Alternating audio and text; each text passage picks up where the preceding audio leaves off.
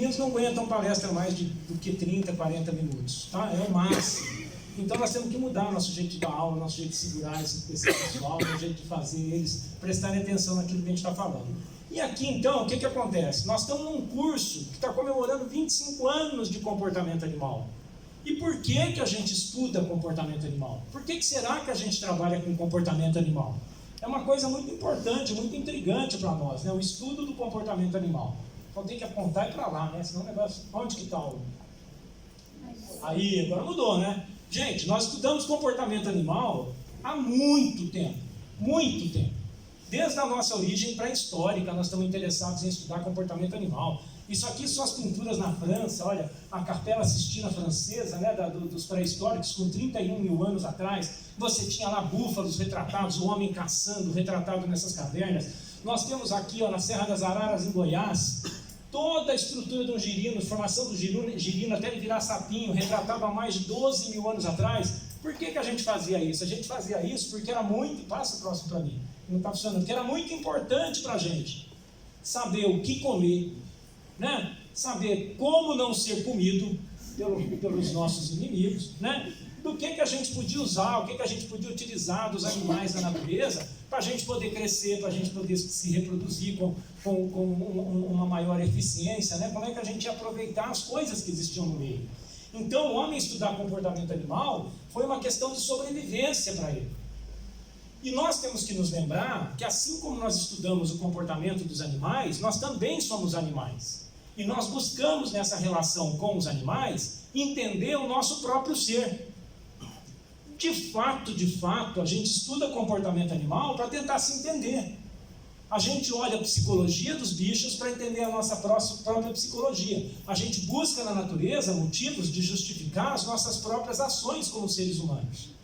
É o que a gente está fazendo o tempo inteiro, há milhares de anos. Então, nós nada mais somos do que um organismo. Esse organismo é o quê? Formado por um genótipo, né? Então, é essa genética que tem dentro de cada organismo que codifica o que esse organismo vai ter de características morfológicas, de características fisiológicas e de características comportamentais, porque a junção do morfológico com o fisiológico, comandado pelo genético, que também influencia no comportamento, e pelo meio onde o animal vive, vai caracterizar o seu fenótipo, que vai dizer como esse animal aqui vai ter selecionado as suas características adaptativas para o meio, dizendo como é que esse animal agora vai contribuir para as populações futuras. Como que esse animal vai deixar descendentes nesse meio. Então nós vamos estudando o comportamento animal, tentando entender isso, tá? Então eu vou mostrar um rápido exemplo aqui para vocês, as ferramentas mais modernas, quais são as ferramentas hoje do estudo do comportamento animal e por que isso é extremamente relevante na vida de vocês, especialmente na vida das moças mais novas que estão aqui hoje, vocês vão ficar encantadas com o exemplo que vem. Vamos lá. Então, olha aqui, ó. Essa história nossa, ela começou a se transformar de uma forma muito drástica há aproximadamente 70 mil anos. Por quê? Há 200 mil anos atrás, lá, o que acontecia nesse período aqui? Pode clicando para mim. Tá?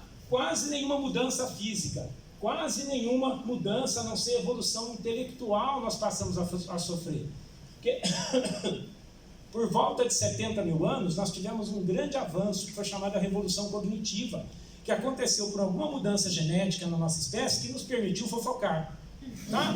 Então a gente começou a fofocar, a gente começou a ter o quê? O cognitivo funcionando melhor. A gente agora não é um macaco, um grupo de macacos lá, que falava assim, comida ali, vamos pegar comida. Não, agora tinha um macaco nesse meio da Revolução Cognitiva, que ele dizia o seguinte, tem a comida ali. Ele olhava para o outro do bando dele e falava assim, ó, se a gente não matar aquele cara lá, ele vai pegar a nossa comida primeiro. Ele passou a conspirar, ele passou o quê? Elocubrar, ele passou a ver o quê? O futuro. O futuro. Se eu não pegar ali, o outro vai pegar. Essa imaginação do futuro criava um misticismo, criava uma ficção. Você criar a ficção foi um salto evolutivo tremendo para a nossa espécie. Porque agora a nossa espécie passou a ser uma espécie sonhadora. Né? E se ela é uma espécie sonhadora, ela é uma espécie que quer o quê? Se entender cada vez mais, para saber cada vez mais como manipular o comportamento dos outros, como manipular o comportamento das outras espécies. Tá? Então, pode ir. Então, o que acontece? Para estudar comportamento animal, nós passamos a ter esse grande desafio, entender o que é genético, não só nos bichos, mas em nós também, porque nós também somos bichos, né? Entender o nosso genético, qual a interação desse nosso genético com a interação do social, E transformar tudo isso na nossa visão do que é o nosso fenótipo e como isso corresponde a uma seleção natural, a seleção dos caracteres adaptáveis nossos e como isso se transforma em valor adaptativo ou em fitness. Então nós passamos a lutar, transformando, estudando, pesquisando os animais para entender isso aí. E como é que a gente faz isso? Senta que lá vem história, né? Então vamos lá, primeira história. Esse ratinho aí, vocês conhecem? É o arganaz do campo. Lá onde moram esses ratinhos, todos os ratinhos são poligâmicos, que é o que é mais comum no meio dos mamíferos, por exemplo, né? Ser poligâmico. Acontece que esse diabo desse ratinho é monogâmico. Ele só tem um ratinho e uma ratinha. E ele fica com ela a vida toda. E nós, como somos um bicho curioso, a gente começou a se perguntar, né? Por que nós vamos estudar os porquês de um ratinho ser monogâmico ou ser poligâmico? Gente, por que a gente estuda comportamento animal? Vocês estão fazendo uma pós-graduação em comportamento animal? A turma em casa vai perguntar isso para vocês. Mas meu filho, tanto dinheiro investido da universidade de você para estudar um ratinho que é monogâmico? Não é? Que impacto tem isso na sua vida, meu filho? Né? Para que você vai estudar para onde a baleia vai, para onde ela não vai? Nosso negócio é comer a baleia, não é isso, Arthur? Os caras falam lá no Japão, né? Se ele for no Japão, eles vão falar isso. Me interessa quando ela vai para saber onde eu peço com ela, não é? Então, no nosso caso aqui, por quê? Por quê, gente? Como é que você vai justificar isso com um parente? Como é que você vai explicar para a sociedade que você está estudando um ratinho que não transa com todas, transa com uma só? Qual que é a importância disso? Não é? Então vamos lá. Para entender isso aqui, o que nós fazemos em comportamento animal? Vai o próximo, por favor. A gente estuda organização social. Puxa, estudar organização social é importantíssimo para nós, porque nós somos primatas. A organização social em primatas é muito importante, porque ela é responsável pela formação de casais. Um outro nome para monogamia é pair bonding behavior, é a formação comportamental de pares. E a gente estuda seriamente, e a gente tenta descobrir se a gente ser social é que provocou a revolução cognitiva, ou a revolução cognitiva que nos transformou em sociais tão elaborados. O que vem primeiro? O que desencadeia primeiro o cérebro social? Não é? Que é um pouco antes ainda da revolução cognitiva. É viver em sociedade que nos tornou cada vez mais sociais, ou foi algo que deu um start a isso? Nós temos que estudar de onde vem esse nosso comportamento. Então, o que acontece? Quando a gente vai estudar, pode ir o próximo. Quando a gente vai estudar um ratinho, ou qualquer coisa em comportamento, a primeira coisa que a gente tenta explicar é como funciona. Como funciona a cabeça de um ratinho. Para saber como é que funciona a cabeça de um ratinho, eu vou lá, pego um ratinho, corto a cabeça dele, né, e vou olhar dentro. Primeira coisa que a turma vai fazer, vamos ver se tem alguma coisa diferente na anatomia desse ratinho com a anatomia dos outros ratinhos. Não é? Aí eu pego os ratinhos que não têm monogamia e descubro que eles têm uma grande diferença do ratinho monogâmico, do ratinho monogâmico, o poligâmico e do monogâmico. O monogâmico tem uma região do pálio ventral muito mais desenvolvida. E aí eu faço uma análise com o meu colega da fisiologia, com o meu colega da endocrinologia, porque hoje em dia não tem mais herói na ciência, porque você vai precisar de tanta coisa que você vai precisar fazer o quê? Amizade. Você precisa de amigo, você precisa de colaborador, você precisa ser legal com as pessoas, para a pessoa ser legal com você.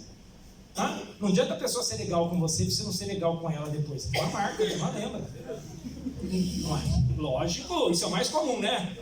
Você precisa ser legal comigo. Né? E depois, né, o cara vai embora, pega a tese, bota embaixo do braço, tchau. Né? Não pode, tem que colaborar. Então, seu colega da endocrinologia lá descobriu que o pálio ventral ele tem uma ação reforçadora a certos tipos de comportamento.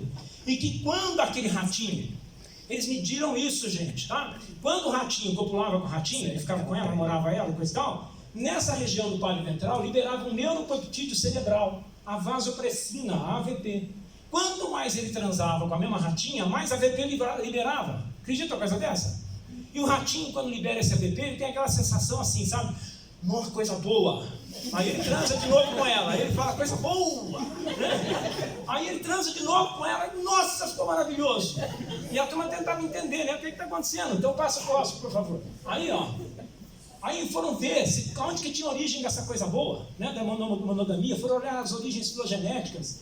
foram entender como é que eram os grupos mais conhecidos de ratinhos poligâmicos, como é que eles poderiam ter ficado, né, de poligâmicos para monogâmicos, como é que seria uma história, vamos tentar construir uma história disso, né? Como é que a gente chega nessa história evolutiva para ele se tornar monogâmico. E começaram a pensar, voltaram naquela borboleta, voltaram no slide da borboleta que eu passei. E lembraram que no slide da borboleta, além de ter uma história evolutiva, além de ter um comportamento, além de ter uma região no cérebro do ratinho, além de ter um hormônio, tinha o que por trás de tudo isso? Uma genética. E pensaram assim, será que tem um gene? Um gene para o ratinho ser monogâmico? Será que existe o gene da fidelidade? Não é? A menina sonhou lá, falou assim, opa, né? Será que tem um gene? Só tem ratinho isso, viu? Só um ratinho que libera aquilo ali, né? Será que tem um gene da fidelidade no tal do ratinho? Vamos pesquisar esse negócio? Vamos lá então. Foram procurar, meu Deus do céu, e encontraram. Chegaram lá no arganaz do campo, né, no Microgaster ortogaster, lá, Micrutus ortogaster, é o nome do bicho, difícil o nome dele, né? E encontraram um gene, né? Encontraram um gene, o gene AVPR1A, que seria o genzinho que eles achavam que era o gene da monogamia. Só que não basta se encontrar, você tem que testar. Então o que nós já fizemos? Nós já fizemos anatomia, nós já fizemos histologia, nós já fizemos morfologia do bicho, nós já olhamos filogenética, nós já tentamos fazer uma reconstrução de história evolutiva, e agora o que nós vamos fazer? Olhar a genética, descobrimos o gene, pô, tá lá o genzinho. Agora o que nós temos que fazer? É o ponto final no estudo do comportamento animal. É a gente dar o salto para a ecologia comportamental, que é o quê? Testar, manipular esse comportamento, esse gene, para ver se ele é verdadeiro. Então a gente faz um teste, a gente faz uma manipulação experimental. Você pega aquele gene, aí já ouviu falar de vírus? Aí você pega um vírus transferidor, você pega um vírus pequenininho assim, ó, você coloca o gene dentro do vírus, ele repete aquele genzinho, sabe? Ele começa a fazer cópia, você enche um vidrinho desse gene. Credo, professor, com um vidrinho de gene, né? Aí você pega o vidrinho de gene e bota tudo dentro de uma seringa. O que você tem na mão agora? Uma arma da fidelidade.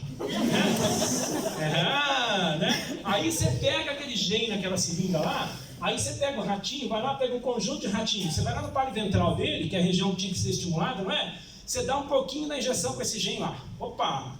Aí você vai numa região que não tem nada a ver, o glutâmen, por exemplo. Vai lá e dá uma injeção com um vírusinho no glutâmen. Aí você pega um outro gene que não tem nada a ver, ou água destilada, qualquer porcaria, e vai lá e coloca num outro ratinho lá e vê o que vai acontecer. Tá? É o controle. Gente, o ratinho que recebe uma injeção maior de AVPR1 no palio ventral dele, aquele que já era fiel, o cara fica assim, completamente abestado. Totalmente abestado. A rata passa, ele já fica assim, nossa senhora, minha deusa.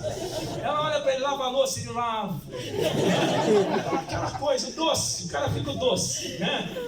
Aí, gente, não faltou, ainda não é o definitivo. O advogado do diabo pode falar para você, foi espetada da agulha que você deu lá, alguma coisa lá estimulou esse palio ventral, né? Foi alguma coisa que você não viu no experimento, alguma coisa que você fez lá que estimulou, será alguma maçã que ele comeu naquele dia? Então vamos fazer uma coisa, pega outro rato, muda para mim. Vamos pegar um rato, próximo slide, pega um rato que não tem nada de monogâmico. Toda a história evolutiva desse rato aqui é ser poligâmico. É um sem vergonha, cheio de rata, entendeu? Ele anda com as ratas tudo, o cara não está nem aí. Aí você vai lá, pega esse ratinho, faz o que com ele? Dá uma injeção no palio ventral dele, do gene da fidelidade. Tá? E no controle você dá uma injeção com outro gene qualquer lá. Gene de nascer mais pelo, qualquer outro gene. Né? O que aconteceu? Gente, o rato que é poligâmico, ele nem sabia o que era monogamia. Ele vira o Mickey Mouse, gente. Ele fica assim, mini. O negócio dele é a mini, né? Fica louco. E quanto mais ele transa com a ratinha, mais vasopressina ele libera. Mais satisfação ele tem. Mas aí nós voltamos naquela pergunta.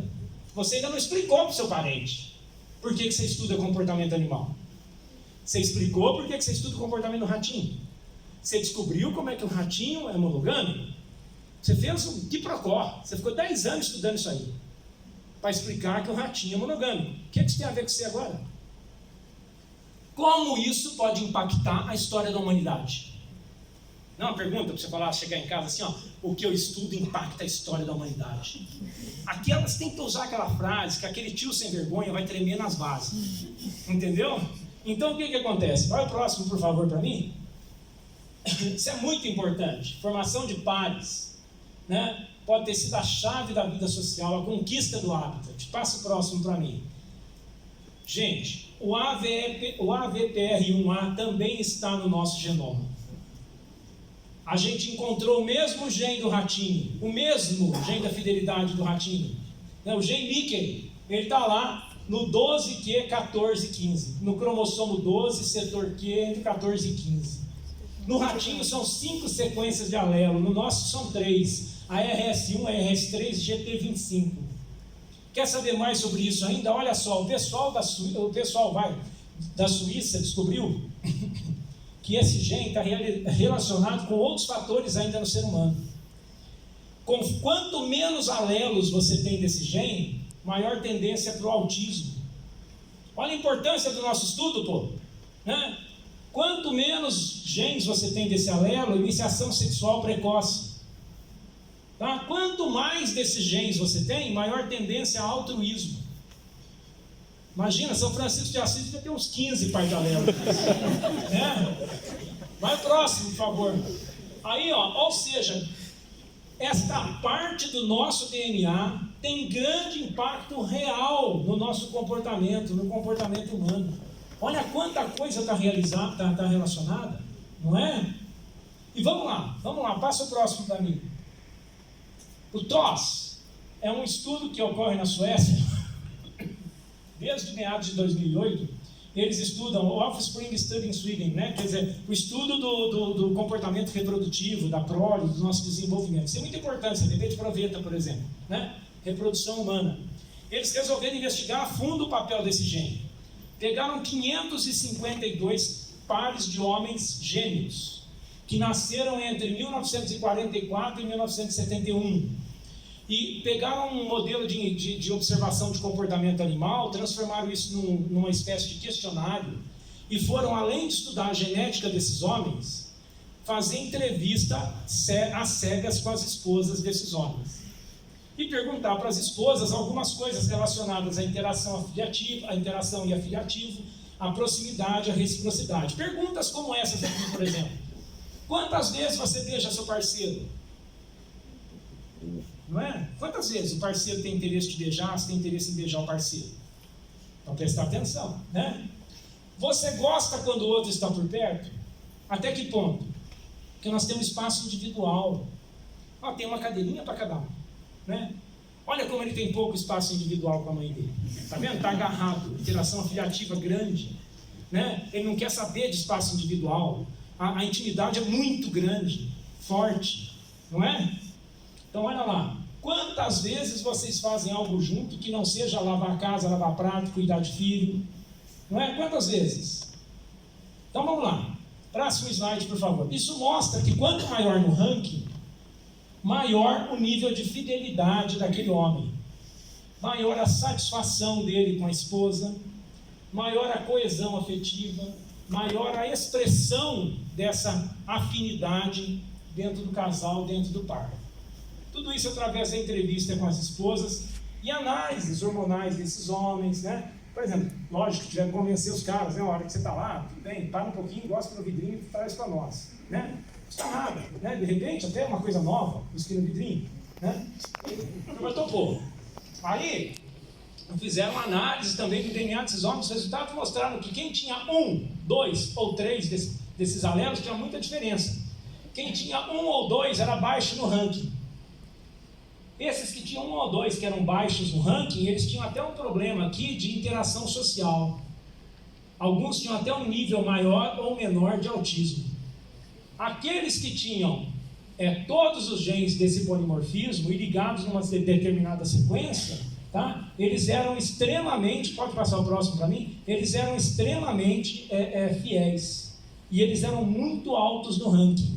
E além deles terem fiéis às suas esposas, eles foram ótimos pais. Eles tinham muito cuidado paternal, tá? Dentro do grupo familiar.